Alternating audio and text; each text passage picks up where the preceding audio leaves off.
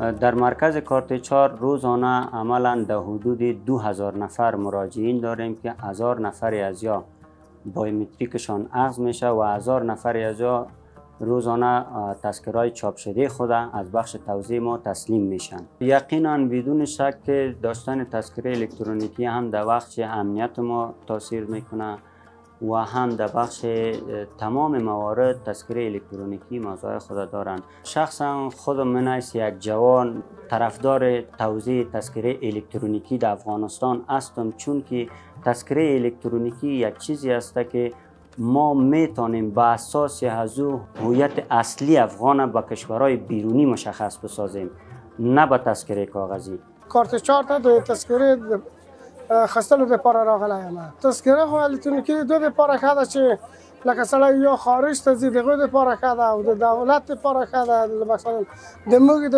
افغانستان ټول ملت د پاره ښه ده، د انتخاباتو د پاره. مشکل دا ده چې هغه هماسې یو ورقه کاغذ وي، هغه څیرېږي، ټوټې کېږي، ورکېږي او دا خو دا سم په پوخ کار ده، پخه تذکرې او دا هغه نه کېږي، خرابېږي نه. بایومتریک د دې لپاره ګټه رسوي چې مخکې به 15 تذکرې یو کس اخیستلې، اوس مطلب یوه تذکره کاپی ده که نه یوه، او د هغوی جلوگیری کوي. تذکره الکترونیکی خوبی‌های خود داره. قبلا تذکره کاغذی بود، یا میشارید یا پاره میشد یا که در جایی که میرفتی فکر نکنید بودم در بسیار مراکز به ثبت میرسید. ولی که تذکره الکترونیکی از پاره شدن و از آب و از عریق از مسائل مطلق دور است و در هر جای در گوشه دنیا که بری میتونی که از این طریق تمام مشکلات حل کنی. و در حساب پاسپورت و تمام مسائل کار زندگی، تمام مشکل ما در هر تنها در وطن که خارج از وطن عمل باشه. ما نمیتونیم با تذکره کاغذی بریم بیادر و اصلا کار ما را کس نبشناک بود تذکره. اینو قبول کنین. ما یک تذکره کاغذی داشتیم، در هر جایی که میرفتیم پس دوباره ما شوبه کشیده میشیم، به خاطر که یا ثبت راجستر نبود یا که مشکل خود داشت یا که اسم ولد غلط بود، هر گپی که بود. حالا خزی طریق تمام مشکل حل میشه. دیگه پس از این بالا دیگه چه خوبی ها دیگه چی داشته باشه. پیام برای مردم همی است که اگر میخوایم که آسوده باشن و نیازمندی های خود بتونن چی کرده و مشکل خود حل کرده بتونن بیان از این طریق پیش بیان تذکره الکترونیکی بگیرن. مرکز تذکره الکترونیکی کارت 4 آمدیم به خاطر اخذ تذکره الکترونیکی. قسم که شما میفهمین تذکرهایی که ورقکی بود بسیاری از فرسوده میشد، خونه میشد.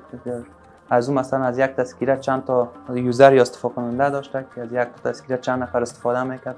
به خاطر کارهای دولتی یا بعضی کارهایی که مثلا پشت پاسپورت یا میگشتیم دچار مشکل میشدیم. خوشبختانه امروزه افغانستان یک کشور پیشرفته شده و ما میتونیم تذکره الکترونیکی بگیریم. خیلی سهولت به خودمون و به همه همشهریای ما هست. خب در کل ما جلسات پنجشنبه داریم به خاطر انگیزه مثبت برای کارمندای ما که رفتار مناسب، اخلاق مناسب، کردار مناسب با مراجعین خود داشته باشیم. شکر الحمدلله که کارمندای ما بسیار رفتار مناسب با مراجعین ما با پیشانی باز از اخلاق مناسب کار میگیرن و کار مراجعین ما را به وجه احسنشان پیش میبرند. پیامم برای تمام هموطنان ما اینمی هستند که در این پروسه ملی سهیم شوند، به خاطر اخذ تذکره الکترونیکی اقدام بکنند و بیاین تذکره الکترونیکی را در این مراکز، در دیگر مراکز تمام ولایت ما ادارات داریم، شعبات داریم، برای دروازش برای هموطنان ما باز هستند. با وجه احسنشان میتونن که بدون کدام جنجال و گپ سخن تذکره الکترونیکی را اخذ کنند.